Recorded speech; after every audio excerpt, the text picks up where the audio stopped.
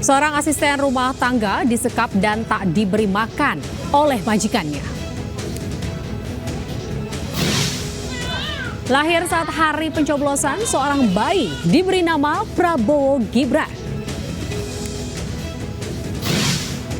Nikmatnya durian warna-warni di Banjarnegara, Jawa Tengah dengan rasa manis legit.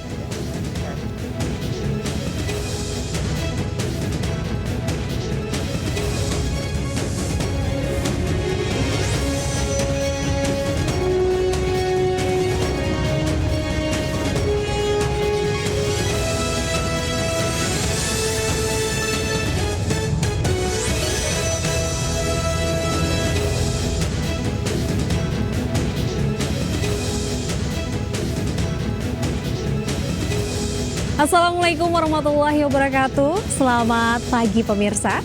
Selain 3 berita utama tadi, kami juga hadir dengan beragam informasi menarik lainnya untuk Anda.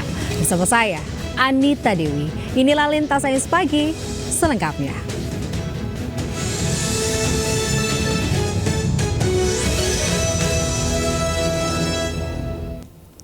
Pemirsa, kita awali dengan informasi seorang asisten rumah tangga disekap dan tak diberi makan oleh majikannya di dalam rumah di Jalan Dr. Semeru, Grogol, Jakarta Barat.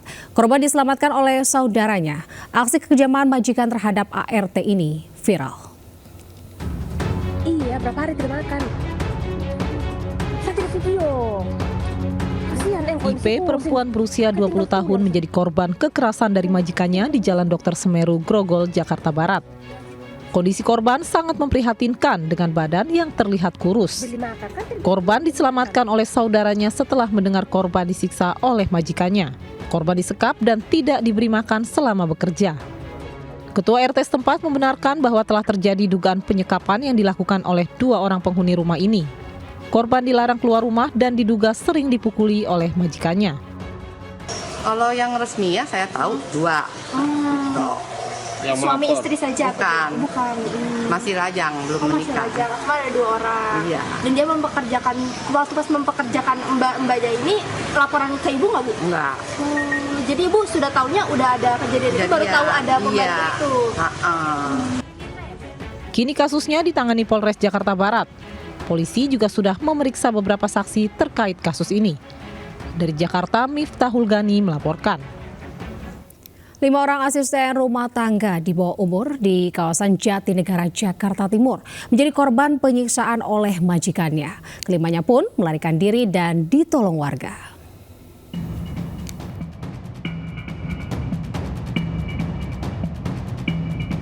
Lima orang asisten rumah tangga di Rawabunga, Jatinegara, Jakarta Timur menjadi korban penganiayaan oleh majikannya.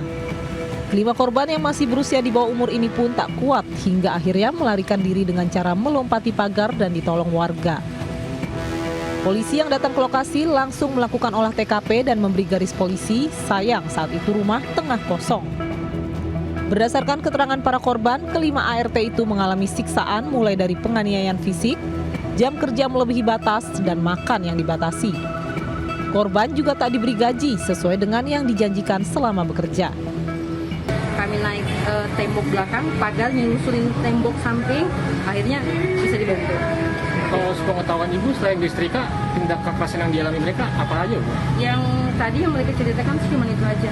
Yang saya lihat pada saat kejadian mereka luka. Kemudian HRT itu mendapatkan perlakuan yang kurang baik daripada majikannya, yang mana rumah tersebut betul memang pada saat itu adalah ditempatin oleh dokter, gitu ya, salah satu dari keluarga itu. Namun demikian dokter tersebut informasi daripada keluarganya sudah meninggal. Polisi belum menetapkan adanya tersangka dan masih melakukan penyelidikan dengan memeriksa sejumlah saksi. Selain itu, kelima korban saat ini tengah ditempatkan di rumah aman guna mendapat perlindungan dan pendampingan. Dari Jakarta, Rio Manik melaporkan. Pesawat Karavan Awan ditangkap KKB di distrik Beoga, Kabupaten Puncak, Papua. Kapolda Papua menyebutkan penembakan berkaitan dengan perhitungan suara pileg di daerah tersebut.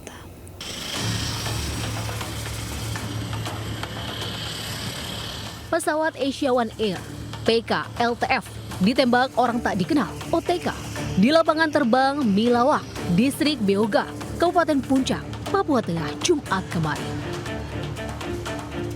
Pesawat tersebut hendak melakukan pendaratan di Bandar Udara Milawak, Beoga, dan ditembaki dari arah kanan pesawat. Tembakan tersebut berasal dari KKB yang berada di kampung Ambobra. Tembakan tersebut kemudian dibalas oleh aparat keamanan TNI Polri. Tidak ada korban dalam insiden itu. Namun, badan belakang pesawat bagian kanan terkena satu tembakan dan tembus ke arah pintu belakang pesawat. Menurut Kapolda Papua, penembakan yang dilakukan terindikasi ada keterkaitan dengan hasil penghitungan suara pileg. Tapi kami pastikan penembakan itu bukan untuk apa-apa, tetapi mengganggu proses yang sedang jalan. Saya sudah minta untuk Kapolri melalui Kapolres, untuk Kapolres segera kotak suara yang sudah diamankan itu segera dibawa ke Wamena atau langsung ke Diduga, ke Puncak, ke Ilaga. Kapolda mengimbau masyarakat untuk tetap tenang dan tidak terpancing oleh isu-isu yang dapat menimbulkan kepanikan. Dari Jayapura, Freddy Nuboba, Ayus melaporkan. Kita beralih ke informasi selanjutnya pemirsa. Harga beras di sejumlah daerah mengalami kenaikan yang cukup tinggi. Di Kabupaten Tangerang, Banten, harga beras tembus Rp18.000 per kilogram. Sementara di Tegal, Jawa Tengah, harga beras menembus Rp17.000 per kilogramnya, membuat warga ramai-ramai beralih membeli beras bulog yang dijual lebih murah.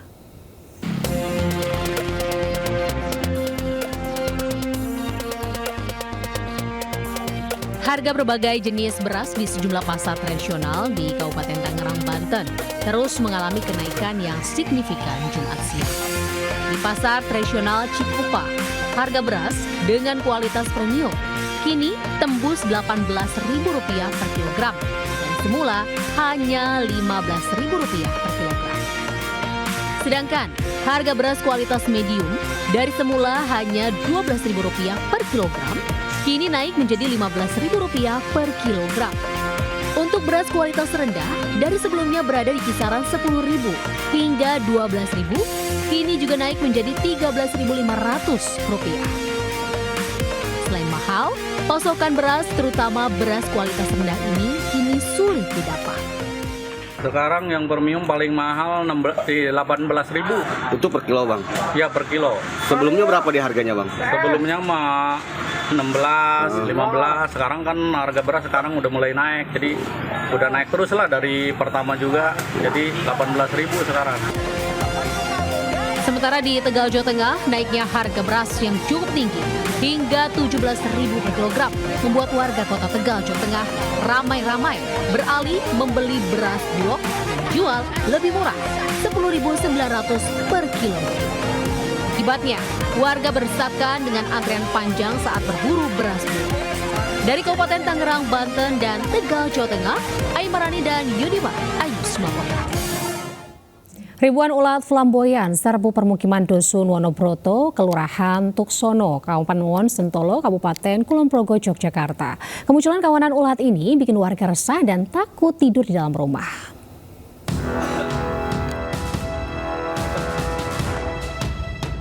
Ribuan ulat flamboyan Belonyx regia ini muncul dalam jumlah banyak dan masuk ke dalam rumah warga.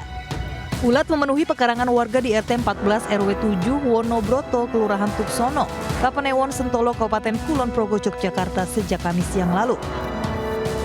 Selain di pekarangan, ulat dengan ciri fisik warna putih hitam dan kepala oranye ini juga bertebaran di beberapa rumah warga, seperti di dapur, kamar tamu hingga kamar tidur.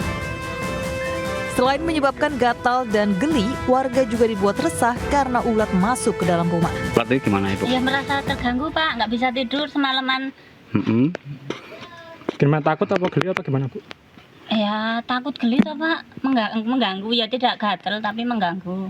Ulat ini sudah beberapa kali ya. Soalnya kalau per tahun itu memang ada ular seperti ini. Kawanan ulat ini berasal dari pohon flamboyan yang tumbuh di pekarangan rumah warga. Pohon yang oleh warga sekitar disebut Suro Menggolo ini ditengarai jadi sarang ulat flamboyan tersebut. Dari Kabupaten Kulon Progo, Yogyakarta, Budi Utomo, Ainus melaporkan. Evakuasi seekor buaya berukuran 2,5 meter berlangsung dramatis di Sungai Prudung, Bojonegoro, Jawa Timur. Kemunculan hewan predator yang berdampingan dengan permukiman ini meresahkan warga.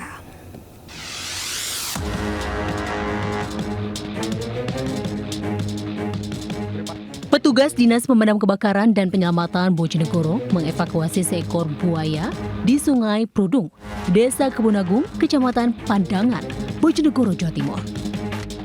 Evakuasi berlangsung dramatis. Buaya liar ini kerap kali memberontak, lakukan perlawanan saat berusaha diikat dan ditarik petugas ke tepi sungai. Sekitar 2 jam, buaya jenis muara sepanjang 2,5 meter tersebut berhasil ditaklukkan oleh petugas damkar. Ketika hari ini tadi muncul, pukul 10 laporan kami terima, kami dari Dinas Pemadam Kebakaran langsung melakukan penanganan, meluncur ke lokasi dan kemudian kurang lebih sekitar 2 jam kemudian.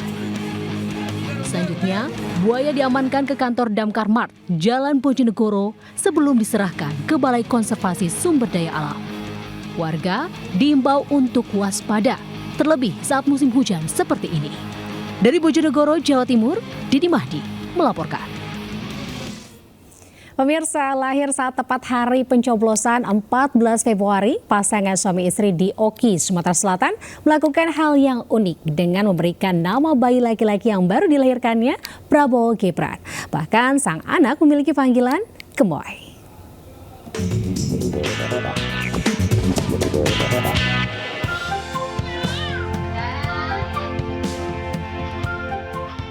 Tarmizi dan Maharani, pasangan suami istri yang tinggal di desa Celikah, Kayu Agung, Kabupaten Oki ini berbahagia karena baru saja mendapat anak laki-laki.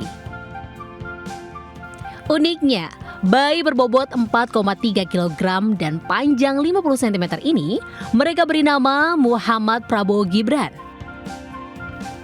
Nama ini mereka berikan karena mengaku mengagumi sosok Prabowo sejak dulu.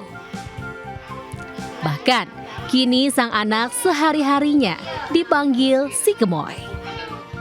Sang ayah tidak mengira bahwa istrinya akan melahirkan tepat pada saat hari pemilu 14 Februari.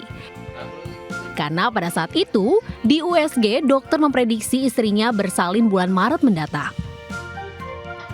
Sebelumnya, orang tua sudah berniat akan memberikan nama Prabowo Gibran kepada anaknya jika pasangan capres-cawapres yang didukung tersebut menang pemilu. Pasangan suami istri ini bercerita bahwa saat mereka hendak berangkat ke TPS untuk mencoblos, tiba-tiba sang istri sakit perut dan mengalami kontraksi, hingga selanjutnya langsung dibawa ke bidan desa dan melahirkan. Memang waktu USG itu tidak ketahuan kayak kalau laki-laki kayak ya? Tidak tahu, tidak ingat. Ini melahirkannya pas kapan nggak? Rabu. Pas 14 Februari ini? Iya, jam 8.40, lewat 40. Pak Sutri ini berharap kelak anak laki-laki mereka akan tumbuh dewasa dan memiliki masa depan yang indah dan kebanggaan keluarga seperti nama yang telah disematkan. Dari Kabupaten Oki, Sumatera Selatan, Fitriadi, iNews melaporkan. Pemirsa, bagi Anda para penggemar durian, belum lengkap rasanya jika Anda belum menikmati nikmatnya sensasi durian pelangi di Banjarnegara, Jawa Tengah. Sesuai dengan namanya, durian ini berwarna-warni dengan tekstur mentega, rasa manis legit. Penasaran? Ini dia liputannya untuk Anda.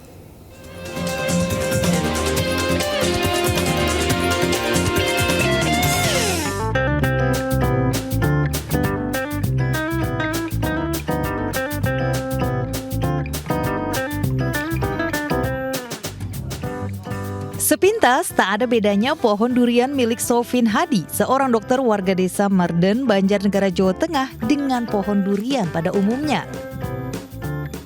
Perbedaan nampak saat buah durian dibelah dan dagingnya berwarna-warni bak pelangi. Durian memiliki daging legit dengan rasa manis menggoyang lidah. Durian ini hasil persilangan alami durian Manokwari dengan musangking impor. Warna-warni daging durian diperkirakan terjadi saat penyerbukan bunga karena lokasi pohon yang berdekatan. Durian yang ukurannya tak terlalu besar dengan daging berwarna merah, kuning, oranye, dan putih ini rasanya seperti mentega susu yang membuat penikmatnya ketagihan. Setelah lebih dari 5 kali berbuah, akhirnya pemilik kebun memberikan nama durian ini Durian Musangking Pelangi. Dari Manowari dengan Musangking dari import. Sehingga kawin persilangan alami menimbulkan durian varietas baru yang namanya Musangking Pelangi. Ya, kalau dari segi rasa seperti apa, Pak? Rasanya seperti musangking persis. Bentuknya pelangi. Karena keunikan rasa dan keistimewaannya, harga durian Musangking Pelangi pun melambung. Dijual per kilogram kisaran Rp200.000. Pohon durian pelangi ini berbuah tak mengenal musim. Rata-rata setiap panen mampu menghasilkan 30 hingga 50 butir durian. Nah, bagi Anda penikmat durian, kebun durian milik Dr. Sofin bisa menjadi referensi agrowisata Anda. Dari Banjarnegara, Jawa Tengah, Elis Novit, iNews melaporkan. Pemirsa, PT MNC Asuransi Indonesia atau MNC Insurance menggelar agensi kick-off 2024 di Kabupaten Semarang, Jawa Tengah. Acara bertema Synergy for Growth itu bertujuan untuk mengajak semua anggota tim dan rekan agen untuk bersinergi membangun ikatan yang kuat.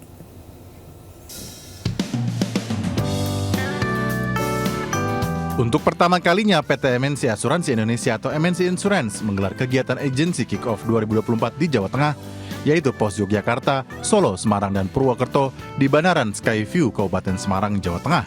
Kegiatan ini menjadi kick-off program keagenan MNC Insurance untuk tahun 2024 dalam rangka mendukung pertumbuhan bisnis keagenan MNC Insurance. Dalam acara kick-off di daerah kelima ini, MNC Insurance juga memberikan penghargaan kepada para agen berprestasi.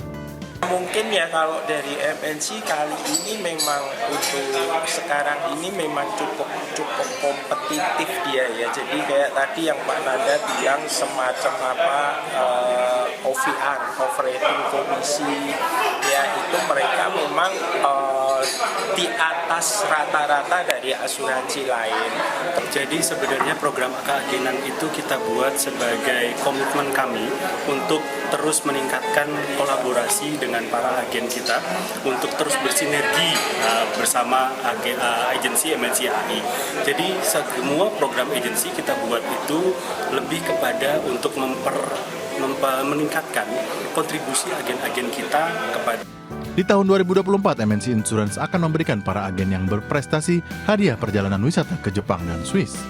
Dari Kabupaten Semarang, Jawa Tengah, Lurisa Lulu, iNews melaporkan.